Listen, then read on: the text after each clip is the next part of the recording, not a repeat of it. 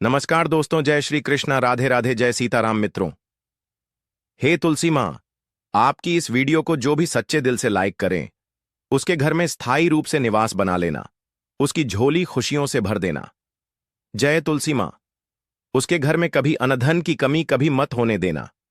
लायक जरूर करें। तुलसी माँ को जल देते समय बोलने चाहिए ये 3 शब्द, सभी मनोकामनाएं पूर्ण हो जाती हैं। आज की इस वीडियो में हम जानेंगे तुलसी माँ के पौधे को जल देते समय क्या बोलना चाहिए। एक बार की है, भगवान विष्णु आराम कर रहे थे। तभी वह माँ लक्ष्मी आई और माँ लक्ष्मी ने भगवान विष्णु से तुलसी माँ को जल देने का महत्व पूछ लिया था। तब भगवान विष्णु ने उन्हें उसका महत्व सुना दिया था।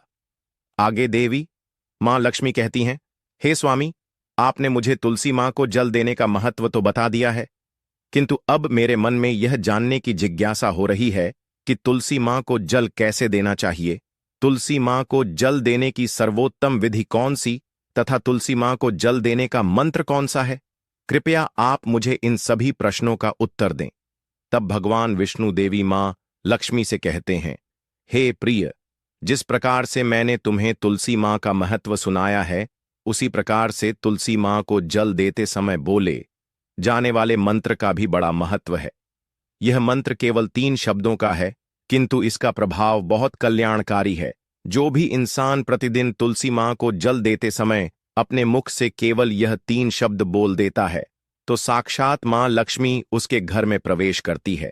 उसकी दरिद्रता समाप्त हो जाती है, उसे धन धान्य की प्राप्ति होती है। वह मंत्र बताने से पूर्व मैं आपको तुलसी माँ के इस मंत्र का महत्व सुनाता हूँ। इस महत्व को सुन लेने मात्र से ही इंसान के समस्त पाप नष्ट हो जाते हैं। उसे 1000 वर्षों तक तुलसी माँ को जल देने का पुण्य प्राप्त हो जाता है। इसीलिए देवी लक्ष्मी, आप इस कथा को ध्यान से पूरा जरूर सुने। देवी माँ लक्ष्मी कहती हैं, हे प्रभु, मैं इस कथा को पूरा अवश्य सुनूंगी। आप मुझे तुलसी माँ के मंत्र का महात्मा सुनाइए। भगवान विष्णु कहते हैं, हे देवी लक्ष्मी, दक्षिण में एक अत्यंत शोभा यमा नगरी थी। उस नगरी में रमेश नाम का एक खोटी बुद्धि का ब्राह्मण रहता था। पापियों का तो वह शिरोमणि था। उसका जन्म एक ऐसे ब्राह्मण परिवार में हुआ था जो पाप करने वाले शास्त्र ज्ञान से शून्य थे। वह जन्म से तो ब्राह्मण था, किंतु कर्म से वह अत्यंत दुराचारी था। वह ना पूजा पाठ करता, न ध्यान करता, न जप, न हवन और न ही मेहमानों का सत्कार करता था। उसके द्वार पर आए मेहमानों को बिना दान किए ही क्रूरतापूर्वक भगा देता था। स्त्री लंपट होने के कारण वह सदैव ही पराई स्त्रियों में आसक्त रहता था। उसे मदिरापान करने की भी आदत थी। साथ ही वह मांस खाया करता था। वह दिन में खेत में काम करके पत्ते बेचकर जीविका चलाया करता था और रात में वेश्याओं का सेवन करता था। इस प्रकार से उस ब्राह्मण ने अनेक वर्षों तक जीवन व्यतीत किया। फिर एक दिन वह दुर्बुद्धि रमेश बेचने के लिए पत्ते इकट्ठा करने के लिए एक आरशी की वाटिका में घूमने लगा और पत्ते तोड़ने लगा। तभी एक काल रूपधारी काले सर्प ने उस ब्राह्मण को काट लिया और उसी समय पर उसकी मृत्यु हो गई। उसके बाद 2 यम के दूत उसे लेने के लिए उस स्थान पर प्रकट हुए और उसे उठाकर यमलोक ले जाने लगे। मार्ग में वह यमदूतों के सामने बहुत विलाप करने लगा, हे दूतों, मुझे कहाँ ले जा रहे हो? मुझे छोड़ दो, मेरे प्राण बख्श दो। किंतु यमदूत उसे यह कहते हुए ले जाने लगे, अरे दुष्ट ब्राह्मण, तेरे पाप कर्मों के कारण तुझे सांप ने काट लिया है। अब यमदेव तुझे अवश्य घोर नरक में डाल देंगे। फिर यम के दूत उस ब्राह्मण को ले यमलोक पहुंचते हैं और यमदेव के सामने खड़े हो जाते हैं।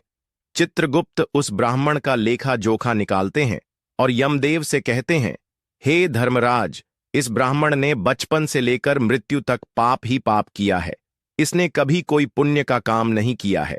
फिर धर्मराज अपने दूतों से कहते हैं, हे दूतों, इस घोर पाप करने वाले ब्राह्मण को उठाकर ले जाओ और इसे नरक में डाल दो। फिर यम के दूत उस ब्राह्मण को ले जाते और नरक की भयंकर अग्नि में धकेल देते हैं। अनेक वर्षों तक नरक में सजा भुगतने के बाद उस ब्राह्मण को दूसरे जन्म में एक गाय का शरीर मिलता है। गाय का जन्म पाकर वह बोझ उठाने का काम करने लगा। उसका मालिक उससे दिन रात काम करवाने लगा। फिर जब उस गाय की शक्ति कम हुई तो उसके मालिक ने उसे एक लंगड़े आदमी को बेच दिया। उस लंगड़े आदमी ने उस गाय को खुद का बोझ उठाने के लिए उपयोग किया। वह उसकी पीठ पर बैठ बैठकर घूमा करता था। इस प्रकार से उस गाय ने 8 वर्ष तक उस लंगड़े आदमी का बोझ उठाया। फिर एक दिन वह लंगड़ा आदमी उस गाय की पीठ पर बैठकर किसी ऊंचे पर्वत पर जाने लगता है। उस पर्वत पर बहुत देर तक चढ़ने के कारण वह गाय बहुत थक गया।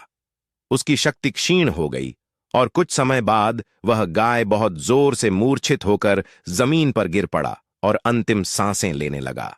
तभी वहां पर खड़े लोगों को उस गाय पर बड़ी दया आ गई और वे उसके मुख में पानी डालने लगे। फिर उन लोगों में एक पुण्यात्मा व्यक्ति था।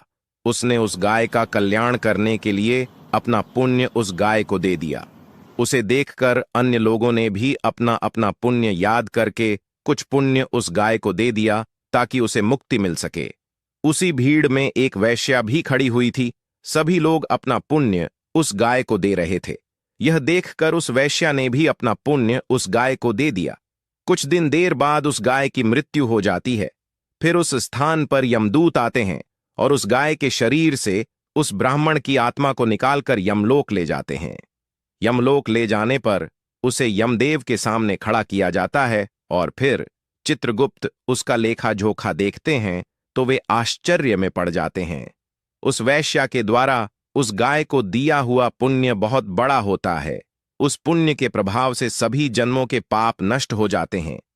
फिर यमदेव उस ब्राह्मण के सभी पाप क्षमा करते हैं और कहते हैं, हे ब्राह्मण, उस वैश्या ने तुझे अपना पुण्य देकर तुझ पर बड़ा उपकार किया है। केवल उसी के पुण्य के कारण तुम्हारे सब जन्मों के पाप नष्ट हो गए हैं।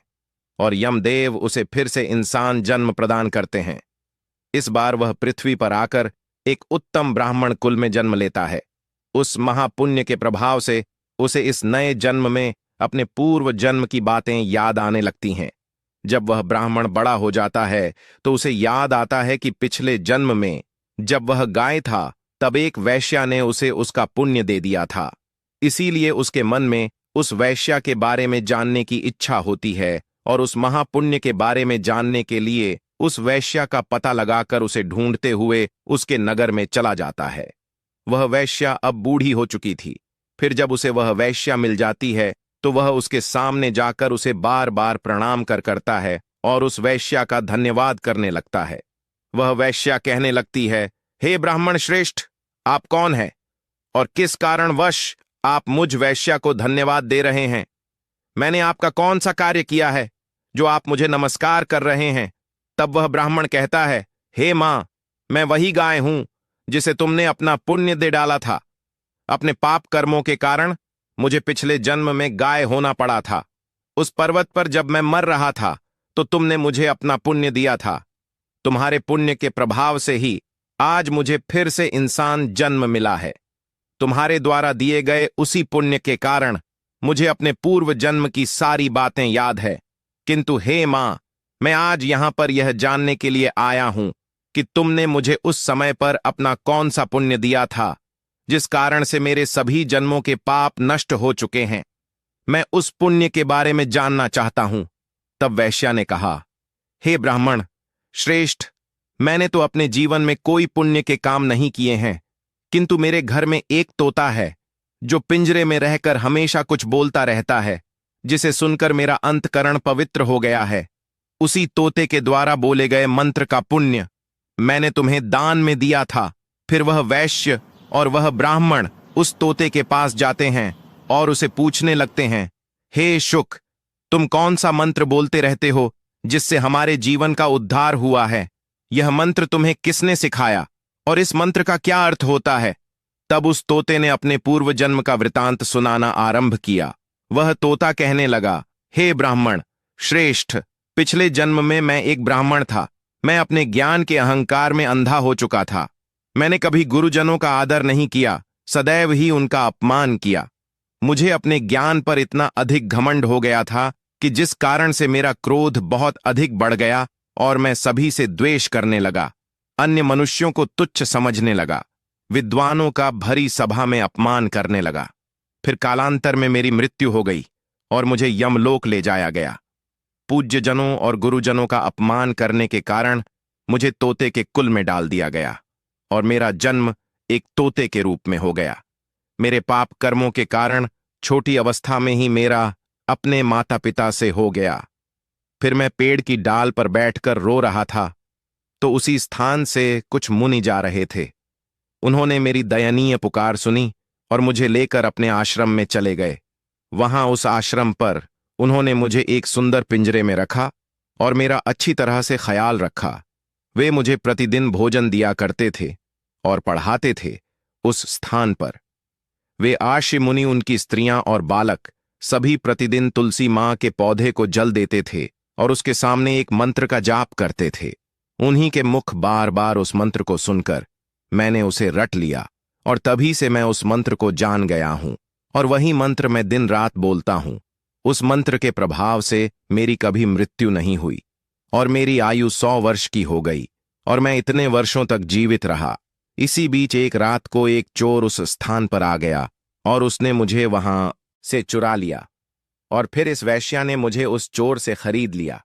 इस वेश्या के घर पर आने के बाद भी मैं उस मंत्र को बोलता रहता था, जिसे सुनकर इस वेश्या का मन भी पवित्र हो गया और ने वेश्या का काम छोड़कर भगवान विष्णु की भक्ति करने लगी। उसी मंत्र के प्रभाव से मेरे पूर्व जन्मों के सभी पाप नष्ट हो गए और उसी मंत्र के प्रभाव से इस वेश्या का भी अंतकरण पवित्र हो गया। हे ब्राह्मण देवता, उसी मंत्र के पुण्य से आप भी पाप मुक्त हो गए हैं। इस प्रकार से तोते ने उस ब्राह्मण को और उस वैश्या को सारा वृतांत सुना दिया, जिसे सुनकर वह ब्राह्मण और वैश्या दोनों ही अत्यंत प्रसन्न हुए और फिर वे दोनों ही प्रतिदिन तुलसी मां को जल देकर उस मंत्र का जाप करने लगे। फिर वहता वैश्या और वह ब्राह्मण तीनों उस मंत्र के प्रभाव से दिव्य विमानों में बैठकर विष्णु लोक को चले गए। भगवान विष्णु कहते हैं, हे देवी मां लक्ष्मी, देखा आपने केवल तुलसी मां के इस मंत्र के प्रभाव से उस तोते के, उस वैश्या के और उस ब्राह्मण के सभी पाप नष्ट हो गए हैं। इसीलिए प्रत्येक इंसान को रोज तुलसी मां को जल देते समय इस एक मंत्र का उच्चारण अवश्य करना चाहिए। हे देवी, वह मंत्र इस प्रकार है, इसे तुम ध्यान से सुनो। ओम वृंदावन स्वाहा, ओम वृंदावन स्वाहा। भगवान विष्णु कहते हैं कि जो भी स्त्री प्रतिदिन तुलसी मां के समक्ष इस मंत्र का उच्चारण करेगी वह सौभाग्यशाली बनेगी। जो भी पुरुष तुलसी मां के सामने इस मंत्र का उच्चारण करेगा उसे अक्षय धन की प्राप्ति होगी। जिस घर के सामने प्रतिदिन तुलसी मां की पूजा की जाएगी उस घर में साक्षात लक्ष्मी का वास होगा। तुलसी मां का यह मंत्र राजकल्प तरु है, यह समस्त फलों को प्रदान करने वाला है। अतः जो भी तुलसी मां के सामने इस मंत्र का उच्चारण करेगा उसे संपूर्ण सिद्धियां प्राप्त होंगी। स्त्रियों को सदैव ही स्नान करके अपने बाल बांधकर मांग में सिंदूर भरकर प्रतिदिन तुलसी मां को जल देना चाहिए और इस मंत्र का उच्चारण करना चाहिए। रोज तुलसी मां के पौधे की परिक्रमा करनी चाहिए, इससे सभी दोष नष्ट हो जाते हैं। प्रतिदिन शाम के समय तुलसी मां के पास दीपक जलाना चाहिए और तुलसी मां के पास बैठकर भगवान विष्णु की आराधना करनी चाहिए। तुलसी मां के पास दीपक जलाने से इंसान को धन धान्य की प्राप्ति होती है। हजारों अमृत के घड़ों से नहलाने पर भी श्री हरि को उतनी तृप्ति नहीं होती जितनी वे मनुष्यों के द्वारा तुलसी मां का एक पत्ता चढ़ाने से प्राप्त करते हैं। 10,000 गाय के दान से मानव जो फल प्राप्त करता है वही फल तुलसी मां पत्र के दान से पा लेता है। जो मृत्यु के समय अपने मुख में तुलसी मां पत्र का जल पा जाता है वह संपूर्ण पापों से मुक्त होकर भगवान विष्णु के धाम जाता है। भगवान विष्णु कहते हैं, पूर्णिमा, अमावस्या, द्वादशी और सूर्य संक्रांति के दिन मध्याह्न काल, रात्रि और अशौच के समय तेल लगाकर बिना स्नान किए अथवा बिना हाथ पैर धोए रात्रि के वस्त्र पहनकर तुलसी मां के पत्र तोड़ता है वह महापाप होता है। श्राद्ध, व्रत, दान, प्रतिष्ठा तथा देव पूजा के लिए तोड़े हुए तुलसी मां पत्र बांसी होने पर भी 3 रात्रि तक पवित्र ही रहते हैं। तुलसी मां का एक एक पत्ता ना तोड़कर पत्तियों के साथ अग्रभाग को तोड़ना चाहिए। तुलसी मां की मंजरी सब फूलों से बढ़कर मानी जाती है। मंजरी तोड़ते समय उसमें पत्तियों का रहना भी आवश्यक माना गया है। पूज्य भाव से पौधे को हिलाए बिना तुलसी मां के अग्रभाग को तोड़ना चाहिए, इससे पूजा का फल लागुना बढ़ जाता है। तुलसी मां के पत्तों को कभी नाखून से नहीं तोड़ना चाहिए, इससे पाप लगता है। रात्रि में तुलसी मां के पौधे को स्पर्श न करें अथवा उसके पत्ते न तोड़े, ऐसा करना अशुभ माना गया है। रात्रि में तुलसी मां का पौधा निद्रा अवस्था में होता है, ऐसे में पत्ते तोड़ने पर पाप ही लगता है। गुरुवार के दिन तुलसी मां के पौधे में थोड़ा सा कच्चा दूध अर्पित करें। दूध चढ़ाते समय ओम नमो भगवते वासुदेवाय नमः इस मंत्र का जाप अवश्य करना चाहिए।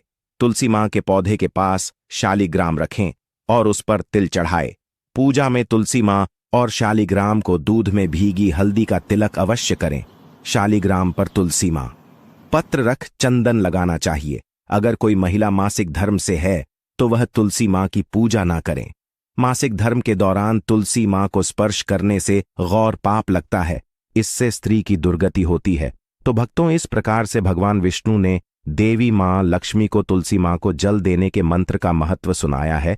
यह कथा आपको कैसी लगी कमेंट करके अवश्य बताएं। अगर यह जानकारी अच्छी लगी तो वीडियो को लाइक जरूर करें। भक्तों, अगर आप मां लक्ष्मी को अपने घर लाना चाहते हैं तो कमेंट बॉक्स में लिखें, जय माता लक्ष्मी। आपका हमारे घर में स्वागत है। आप हमारे घर में सदा सर्वदा